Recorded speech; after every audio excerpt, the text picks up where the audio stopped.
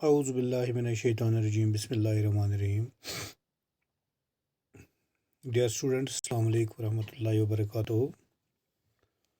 Today I have switched on to the topic respiration in organisms.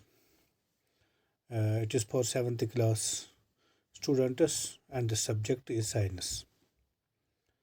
Dear students, you will be well acquainted what respiration is.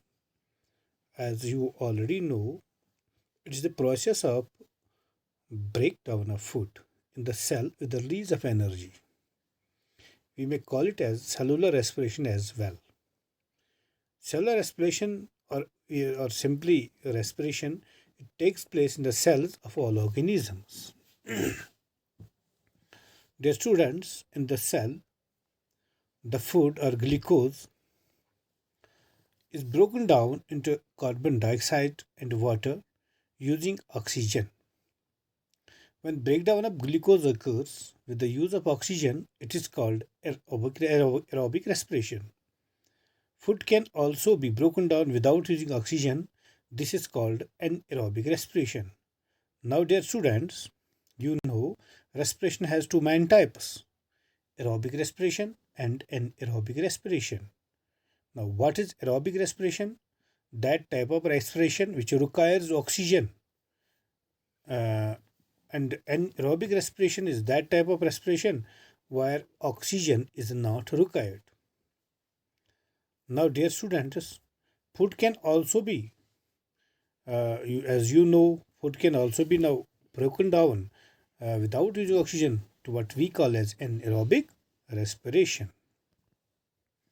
Now, breakdown of food, as you know, it generally takes place within the mitochondria of a cell and cytoplasm. Aerobic respiration, it takes place within the mitochondria of a cell, and plenty of oxygen, plenty of energy is released, while as anaerobic respiration takes place generally in the cytoplasm of a cell. Dear students, you should know that there are some organisms such as yeast that can survive in the absence of air.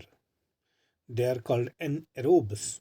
They get energy through anaerobic respiration. In the absence of oxygen, glucose breaks down into alcohol and carbon dioxide. However, you may find yeasts, as you must be knowing, are single-celled organisms. They respire anaerobically and during the process yield alcohol.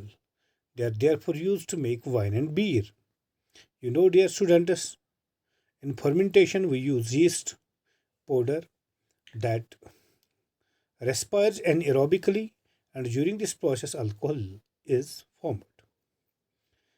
In the meanwhile, our muscle cells can also respire anaerobically, but only for a short time.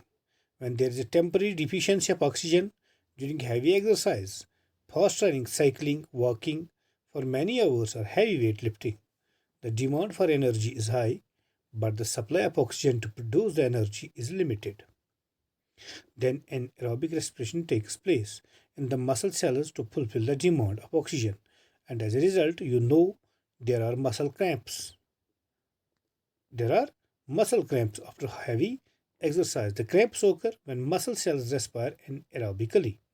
The partial breakdown of glucose produces lactic acid in our muscle cells. The accumulation of lactic acid causes muscle cramps. We get relief from cramps after a hot water bath or a massage.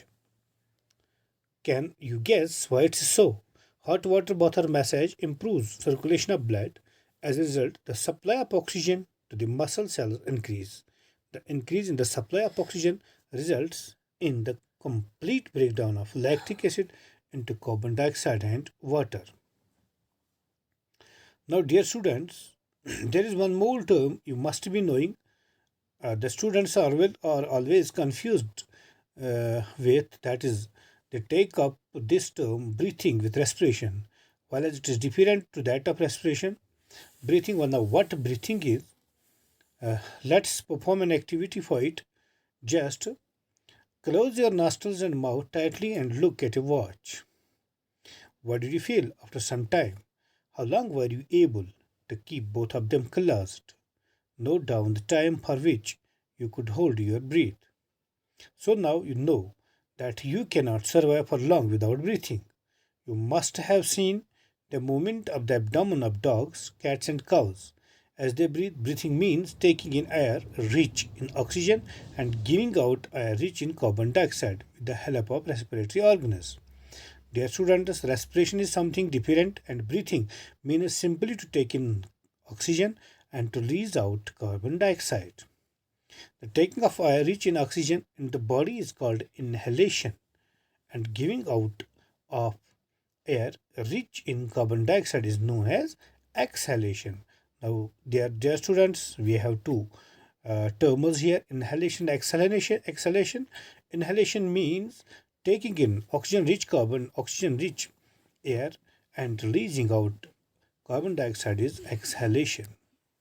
It's a continuous process which goes in all the time and through the life of an organism. The number of times a person breathes in a minute is termed as the breathing rate. Now, what is breathing rate? It's the number of times a person breathes in a minute. Both inhalation and exhalation take place. A breath means one inhalation plus one exhalation. Would you like to find out your breathing rate? Do you want to know whether it is constant or it changes?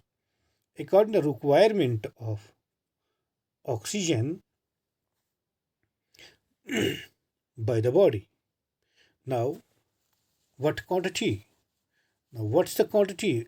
On what it depends, the respiration rate, on what factors it depend. We will be doing an activity for it, but today it's not feasible. I'm just stopping my lecture over here. Inshallah, in the next chapter, I'll be discussing my chapter here afterwards. Till then, Allah Hafiz. Thank you.